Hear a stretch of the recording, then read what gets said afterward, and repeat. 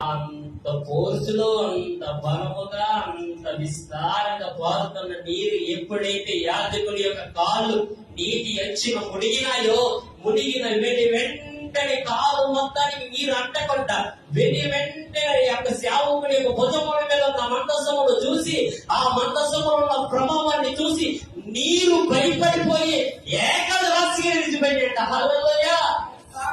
దేవుడి యొక్క మహిమలో ఉన్న ప్రభావం అలాంటిది. చాలా మందికి అర్థం కాని విషయం ఏమిటి అంటే, మేము ఇష్టపడకపోయినా ఏంటికి మా 5-16 మా ఇంటికి వస్తాడు, ఎందుకురా బాబు మా బొమ్మలు దొరుకుతాడు రా బాబు అని అనుకుంటుంటారు చాలా మంది. సేవకులకి జరగక కాదు, తినడానికి లేక కాదు,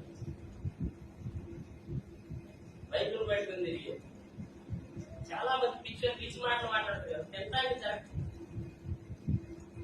జరగదండి.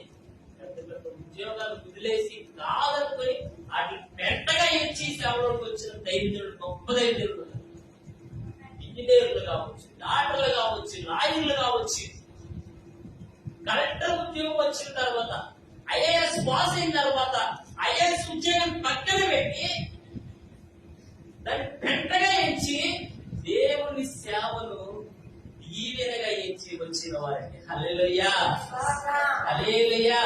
సేవకుడు అంటే ఒక అన్నముడి కాడు.